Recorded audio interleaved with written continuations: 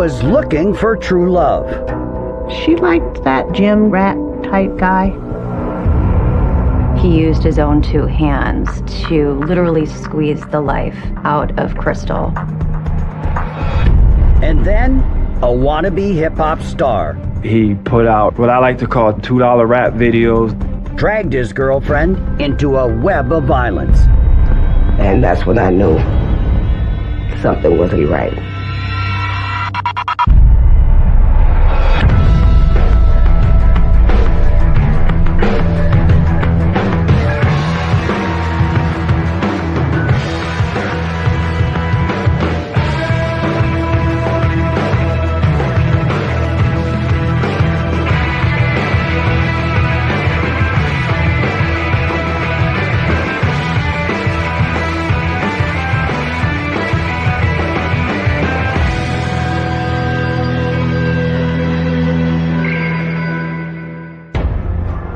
I'm John Walsh, and this is In Pursuit. Let me start tonight by giving you a very important piece of advice. If you ever find yourself face to face with Raymond R.J. McLeod, turn around and run away. McLeod has boyish charm and a weightlifter's body, but he brutalizes women, and police believe he murdered Crystal Mitchell. Crystal wanted nothing more than a decent man in her life. Instead, she got R.J. McLeod. Only weeks after they had started dating, Crystal was dead. Her incredible family is still working every day to bring her killer to justice, and this is where you can help.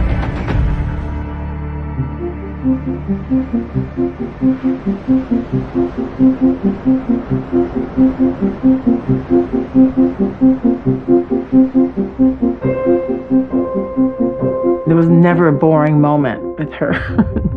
You know, all her cousins, her aunts, everybody, when they see Crystal coming, they know, okay, she's going to jump on somebody, she's going to bite somebody's arm, she's going to pinch somebody, she's going to tickle somebody.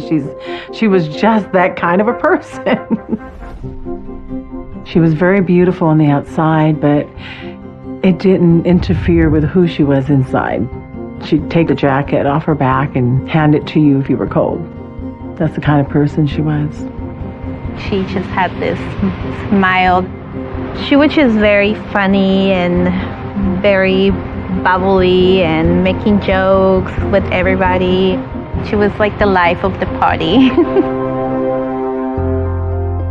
Vivacious and outgoing, Crystal Mitchell was married by age 24. Within 2 years, she was mother to a boy and a girl. But Crystal's life was getting rocky. Her husband served in the Army and had been severely injured on the battlefield. He struggled with his recovery. She loved him, and they had 2 beautiful children, but it was difficult to deal with. And so they both, agreed that it's probably best for all of them if they just separated. With sole custody of her children, Crystal felt free to pursue her dreams. She had never loved the cool, wet climate of her hometown in northern Washington state. And with her marriage over, she was ready for a change. So she said, "Mom, I'm moving to Arizona, to Phoenix." She wanted to know that she could do it on her own. And I was really, really proud of her. I was so devastated because I was so used to doing stuff every weekend. But she would tell me when it's raining and nasty in Vancouver, you can come and visit.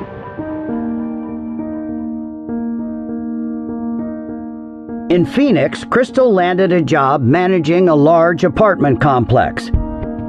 And she started dating again. Crystal was looking for somebody that would be a good role model for the kids, somebody that will respect her. She wanted what her parents had: mom, dad, children. And she wanted a companion. She wanted someone that would love her children equally as she did. She was definitely looking for a male father figure for the kids. She didn't want to just settle for anybody. But in early 2016, A new relationship turned sour. They dated and it didn't work out. But he wasn't accepting to that breakup. And months later, started calling her and wanted to get back with her. And she didn't want to. He would break into the property because it's a gated community. And he'd go on her patio and start banging on the doors. Crystal was concerned about her children's safety. And in May 2016, she decided to send them back to Washington to stay with her mother. And only days before they left, she met Raymond R.J. McLeod. McLeod was looking to rent a unit in Crystal's apartment complex. He made an impression. I remember her calling me and saying, that this man was getting an apartment there. He has a son who's 7 years old, and Mom, he was doting on this child. He came up to me and he asked me if I would like to go on a date.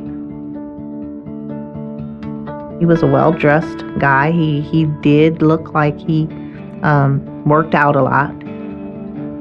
She liked that gym rat type guy. That was kind of her type. I did see him in Crystal's office a couple days after that first time I saw him. And I felt like I walked in on something. Like a giggling kind of thing was going on. With apartments, when you apply, they do a financial background check to make sure you're eligible, but they also make sure you're not a felon. And I remember her saying specifically about him, she said, well, Mom, at least we know he's not a felon. And he was a former Marine. So is her sister. So she felt protected. That was the attraction.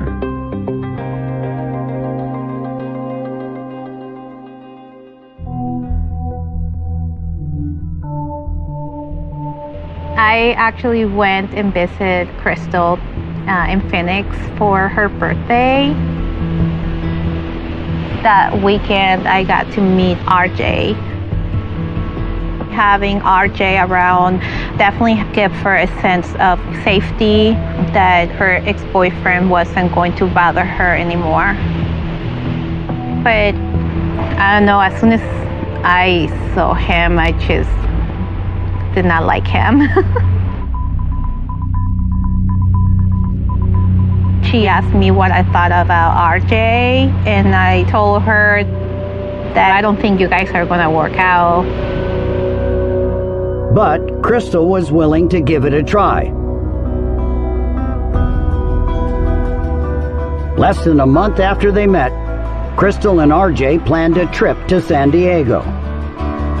Crystal absolutely loved the beach, and she loved San Diego.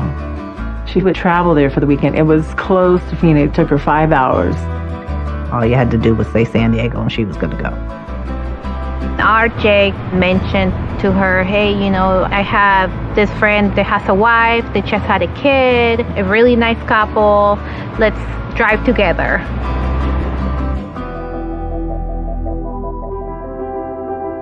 On June 9th, they left Phoenix for the 5-hour journey to San Diego.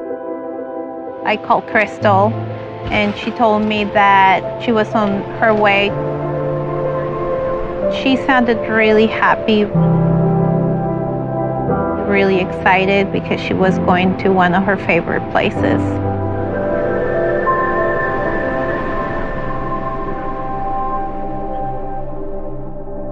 So the next day,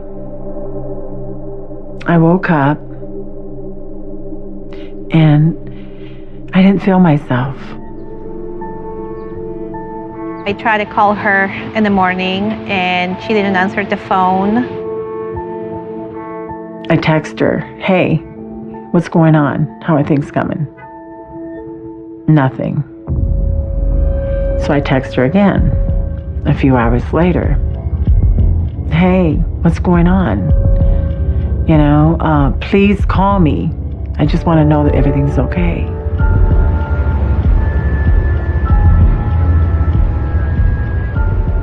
started feeling sick to my stomach.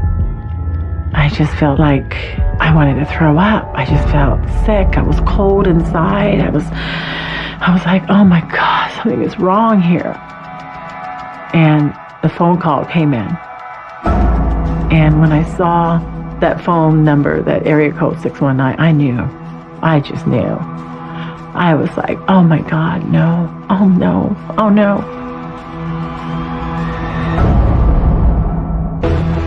Have you seen R.J. McLeod? If you have, please call us. I guarantee you can remain anonymous.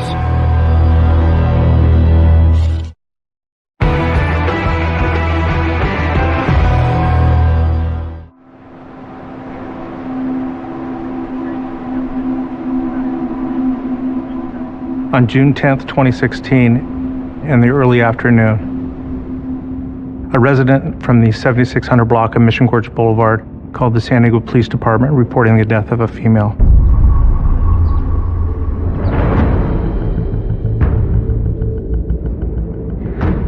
We were able to identify the woman as 30-year-old Crystal Mitchell. But Crystal's new boyfriend, R.J. McLeod, was gone.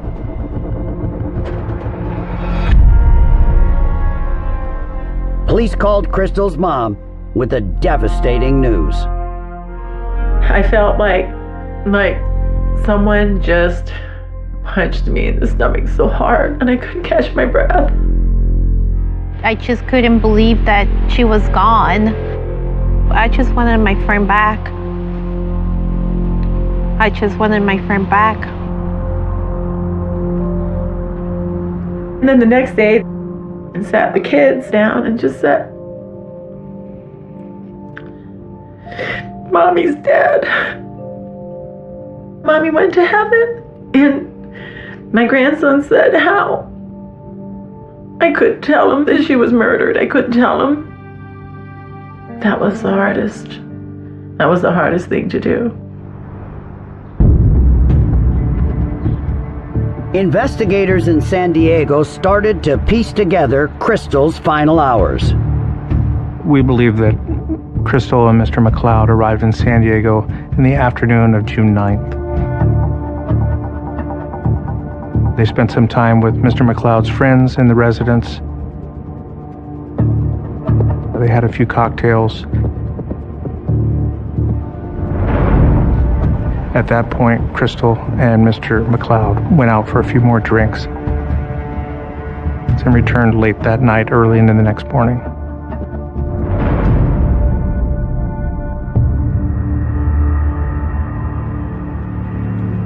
When officers arrived on scene, there were clear signs of a struggle. There was blunt force trauma to her face and to her torso. It was determined that her cause of death was strangulation.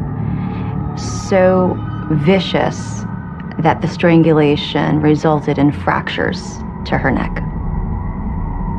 He used his own two hands to literally squeeze the life out of Crystal.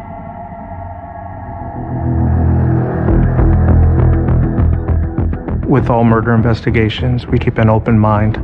But during the investigation, we've ruled out, in my opinion, all possibility that anyone other than Mr. McLeod was responsible for her death. Detectives noticed that Crystal's car was missing. Guessing that McLeod had used it to flee, they began searching for a white Infiniti, which eventually led us to the San Diego International Airport. Crystal's car was found abandoned in the parking lot there, and we later learned that Mr. McLeod had rented a car and had driven away, eventually going into Mexico. That's when the trail went cold. So police took a look at McLeod's past. As we started looking into Mr. McLeod's background further, we learned that Mr. McLeod was doing some part-time work as a private investigator as well as an insurance agent. And we did notice a pattern of behavior with women and violence. I found out that around 2009, he was charged with domestic violence against his first wife for assaulting her and assaulting a minor child, which was his son. And then I found the case in Riverside from 2016. He was out on bond for trying to kill his estranged wife by strangulation.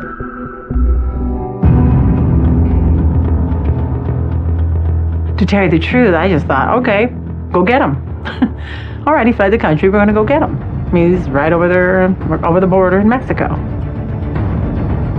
And that's when I started realizing that this was not going to be easy. Raymond McLeod is wanted for murder. If you've seen him, do the right thing and make that call.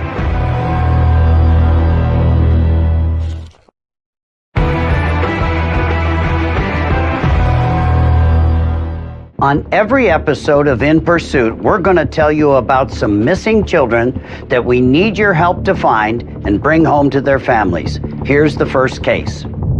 Jeremy Jourdain has been missing from his Lake Leach tribe community in Minnesota since 2016, when he went into the city of Bemidji to celebrate Halloween. At the time of his disappearance, he was 17 years old, 6 feet 4 inches tall, and weighed 170 pounds.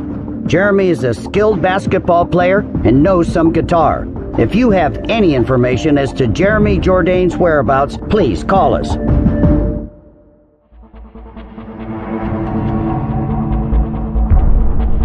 Police were certain that Raymond R.J. McLeod viciously strangled Crystal Mitchell before fleeing to Mexico.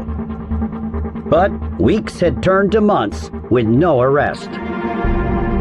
I just thought, you know what? Something is wrong. I knew that there's more that can be done to help find this guy. I'm a former police officer and a police detective on the island of Guam.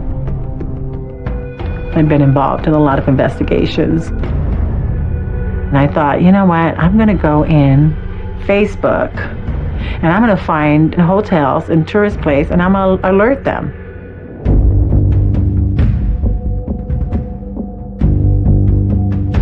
She's been tremendous. She's done a great job with social media and really putting Crystal's case out there for the public to see.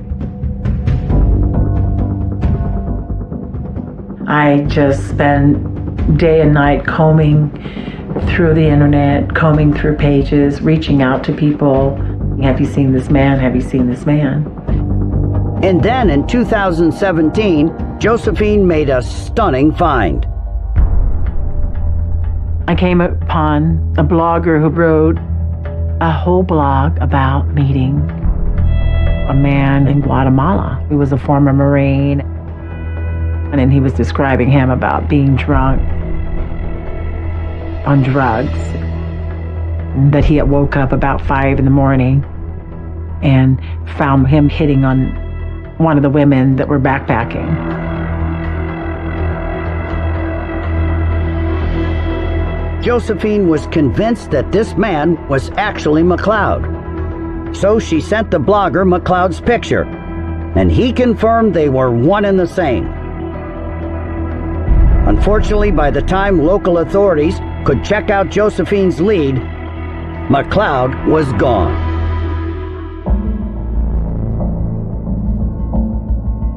He's out there in these nightclubs partying, drinking it up, having a good time, meeting other women. It's very disturbing. He needs to be stopped. I am worried about the women out there. He's a monster. He's a horrible person. He will do it again in a heartbeat. I will pursue this guy and I won't stop looking for him until I find him.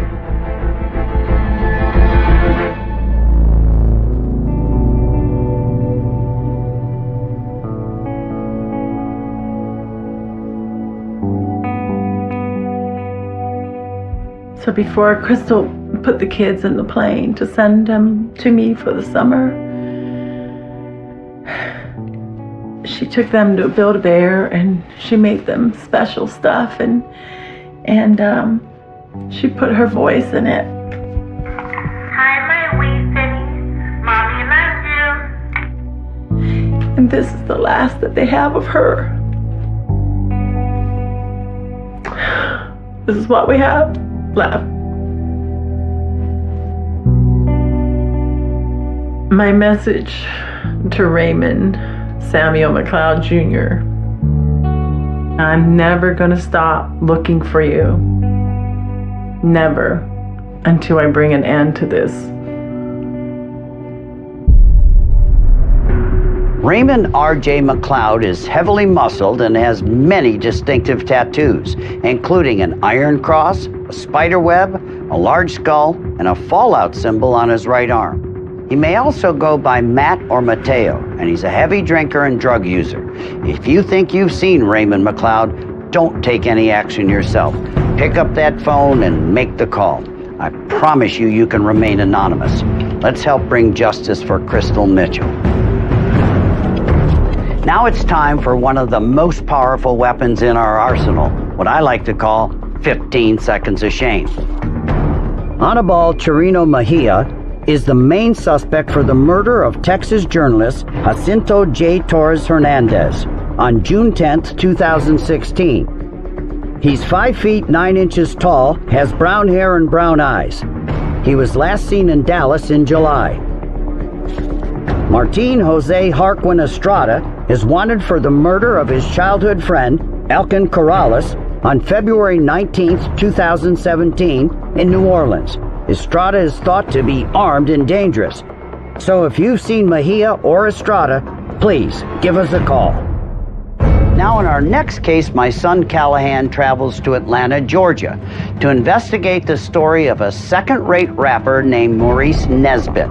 Now Nesbitt's pretensions of hip-hop credibility were a very thin disguise for an insecure punk who abused his girlfriend so he could feel tough.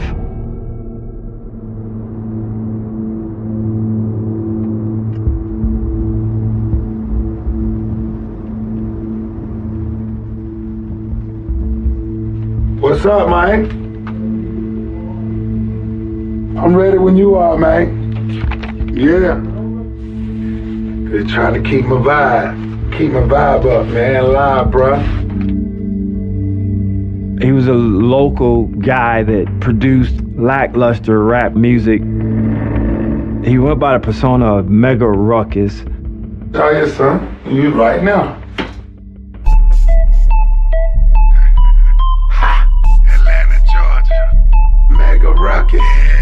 He put out what I like to call $2 rap videos. Pretty cheaply made, not a whole lot of production into it. He liked to put on the appearance that he was an up-and-coming rapper. But it was just not the case. And this was an appearance that he wanted to make himself seem more important and what he used to try to impress females. And Rashawn fell prey to this. She fell right into his trap.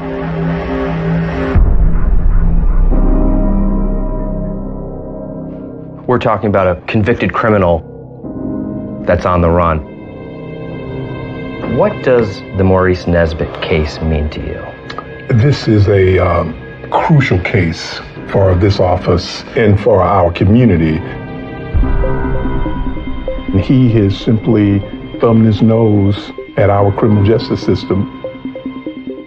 It's insulting that this guy who spent so much time manipulating their loved one can now just walk away with no responsibility. We want justice for the family. So how did a man who had gone all the way through the criminal justice system get away with a horrific crime? How is that possible?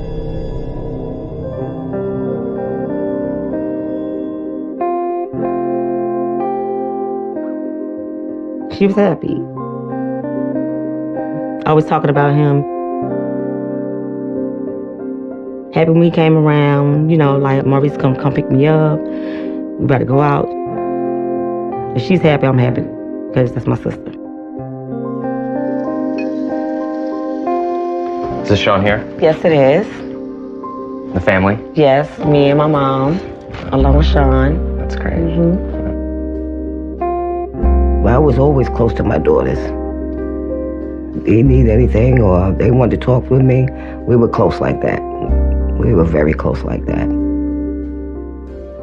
When 30-year-old Rashawn Jackson got involved with Maurice Nesbitt in 2009, she felt like she had caught a shooting star. But Sean's family was not impressed with Maurice's rap persona. I seen one of the videos. His lyrics was like saying nasty things about women. The cussing and the violence and just showing guns. Always yelling and hollering. I think somebody was supposed to be scared of him. Of course, Sean, you know, she said, oh, he just raps about those things. That's not who he is. But later on, I learned, yes, it was. The same person he rapped about, the same person who he is. So. She used to be so bubbly, and then after a while, it's like the smiles was gone. She was always sad and depressed, always down. So I knew it was from him. Maurice was stressing her out, getting too aggressive. I just let my daughter know, Rashawn, just be aware of him. Rashawn came home one day and she was crying, and she had a little scar on her face. She said she fell, but I knew better than that. And that's when I knew something wasn't right.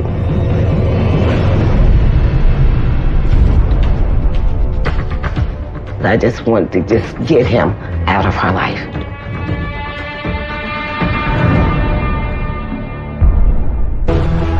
If you think you've seen Maurice Nesbitt, pick up the phone and make that call. I promise you, you can remain anonymous.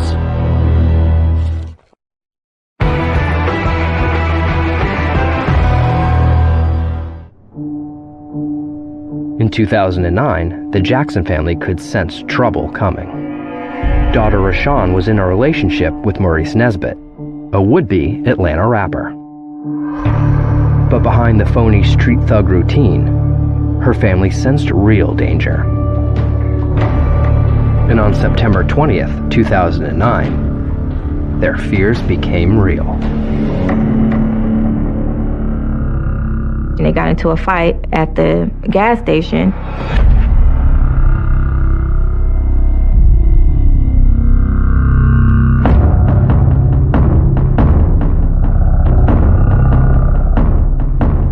She called for police.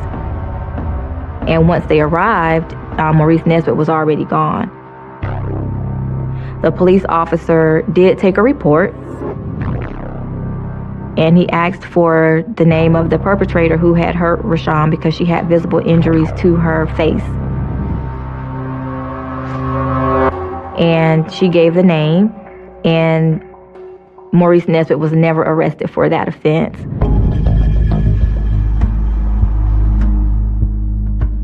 The fact that no one followed up to go arrest Maurice Nesbitt and that basically it was left up to Rashawn, in my opinion, is what's wrong with how domestic violence is handled in the criminal justice system.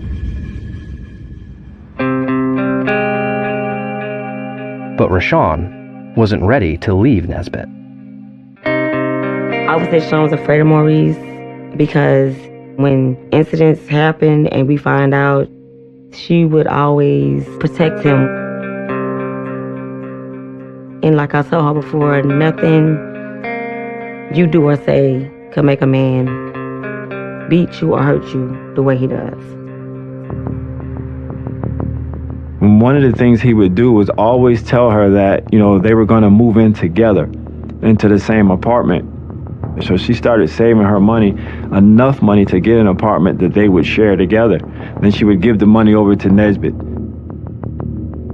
But then something would always happen to that apartment, and then that process would start over again. Over and over again. Nesbitt was basically just using her as a source of income. Nesbitt's violence against Sean was escalating. In one especially cruel episode, he arranged a humiliating assault on Sean while her friend Tanisha was forced to watch.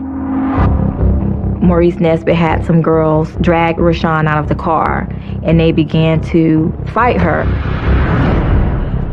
Tanisha was trying to get out, but Nesbitt was on the door and would not let her out of the car to help Rashawn.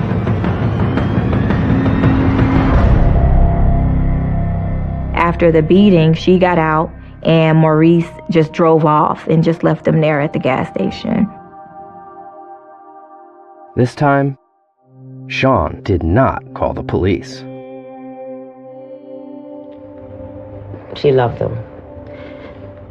She thought he was going to change. I just wanted to just get him out of her life.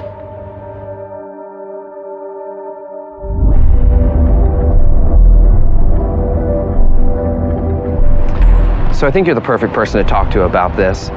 Help me understand the dynamics between Sean Jackson and Maurice Nesbitt. So what we saw in the Sean Jackson case is actually not uncommon. You know, this was someone that she cared deeply about. She had 6 years worth of history with this person. And so it's not so easy for a person to just leave when we talk about the dynamics of domestic violence. I think some people might have a hard time even understanding why she would stay in this abusive relationship. Right, and I really want to validate that it can be very difficult for people to understand why Sean may have stayed in this relationship. But at the same time, we want to be very careful that we don't blame Sean for staying. In May of 2014, Sean finally made her move to get away from Nesbitt. She moved into her mother and sister's apartment. She was ready to start a new life. But Nesbitt wasn't going to let her leave.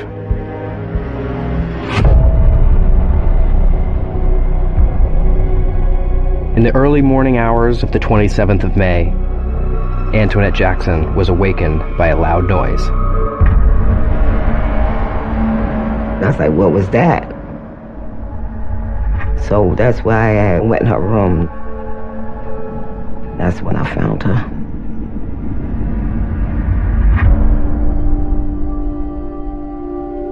She was laying on the floor near the closet. And I realized I seen some blood, and I was like, oh my God, Sean. I just screamed and hollered.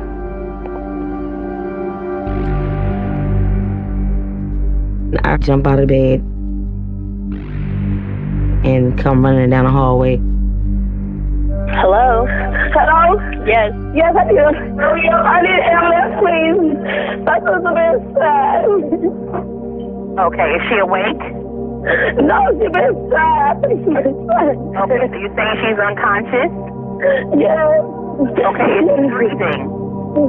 No. I held her. I was trying to see if she had a heartbeat, and I held her. And before we knew it, the ambulance and them had came, and they took us out the room. And then when I asked them why she wasn't helping, they said she was gone. But nothing else they could do. She was already gone.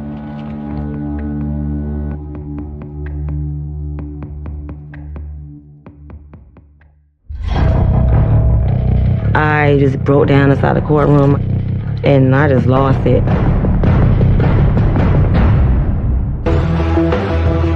Maurice Nesbitt is wanted for murder, so if you think you've seen him, please make the call.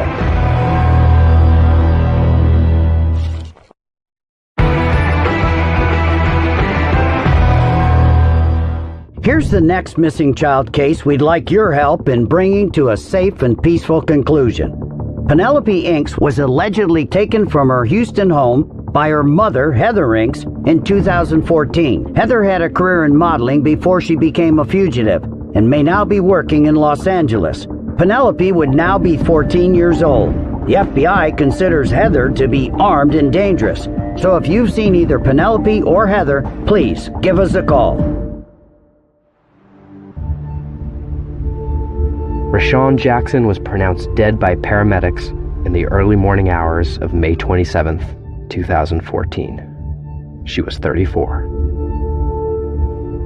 She had been killed by a single gunshot to the head.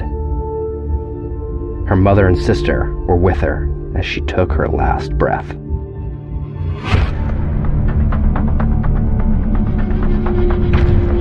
The police arrived just minutes later. I checked all the doors. There was no forced entry on any of the doors. So that led me to believe that somebody had let this person into the apartment. With his history of attacks on Rashawn, Maurice Nesbitt was the obvious suspect. And what the security cameras outside the building saw confirmed it. What was it that investigators saw in the surveillance footage that made it so critical to the case? The surveillance footage showed his automobile driving into the apartment complex. And the car was parked in a parking spot that was just a few yards away from her front door. Then he got out of the car. He returns to the car, looks like in about 20 minutes, and the car is clearly seen leaving the apartment complex. He used a white Grand Prix. That was the same white Grand Prix that Maurice Nesbitt used in one of the rap videos. And through our investigation, we were able to determine that there was no accounts for his whereabouts at the time of the murder. On July 23rd, Maurice Nesbitt was arrested and charged with first-degree murder. I was so happy when they said they got him. That was the happiest day, I swear. But he wouldn't be behind bars for long. Georgia law requires prosecutors to indict a suspect within 90 days of their arrest. But investigators struggled to gather enough evidence before the deadline. They granted him a bond that he was actually able to post. The magistrate judge ordered that he be placed on an ankle monitor, and so he was out pending the trial. I couldn't understand why. My family was upset. My mom is like, she was going through the murder all over again. In September of 2016, Nesbitt missed a court date, and the police locked him up again. And that's when he found another way to get out of jail. He told the judge he had cancer, and he could not receive proper treatment behind bars. Court procedure doesn't require a defendant to prove he is sick, so prosecutors and Sean's family had to stand by and watch Nesbitt walk out of jail a second time. I just broke down inside the courtroom. I just lost it.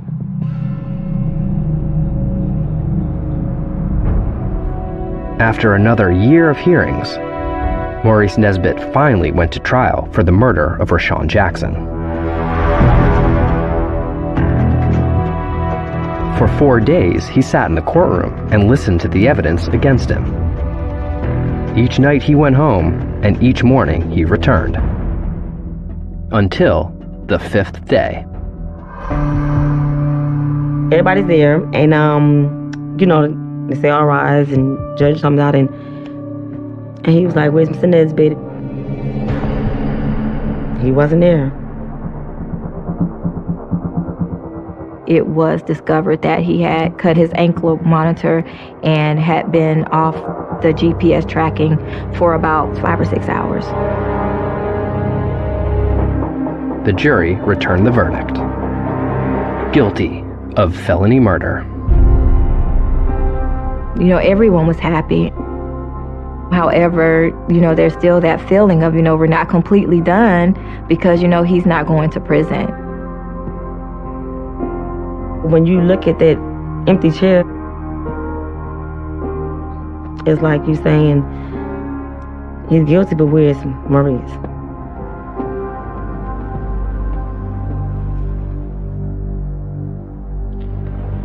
God knows I tried my best to get away from him. I really did. Yeah, that was my youngest daughter, you know, and now I have one daughter left. I still have 2 children. One lives with me and one lives in heaven. Yeah. I guarantee somebody out there knows where he is, and they need to do the right thing. Yes. I hope so. Make that call. I hope they do the right thing. I really do.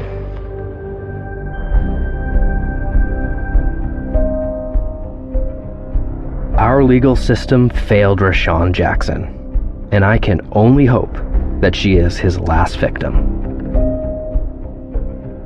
This type of behavior, he's possibly doing this again to another woman. In fact, as you know, someone who is listening to the show might very well be that woman who believes he's a great guy. But when she finally decides to get away from him, then that's the time that he is the most violent, and that's the time that he might kill. Maurice Nesbitt was born and raised in Atlanta. Investigators believe that he could be hiding in plain sight in the Atlanta metro area, using his network of friends and family to elude capture. Now, he speaks Spanish because his mother is from Mexico. So if he headed south of the border, don't forget, we have Spanish-speaking operators. If you've seen Maurice Nesbitt, remember, he's a convicted felon with a life sentence, so he should be considered armed and dangerous. Don't take any action. Pick up the phone, make that call, and I guarantee you can remain anonymous. And let's not forget about the other cases we told you about tonight. R.J. McLeod, accused killer of Crystal Mitchell. Jeremy Jourdain from Bemidji, Minnesota.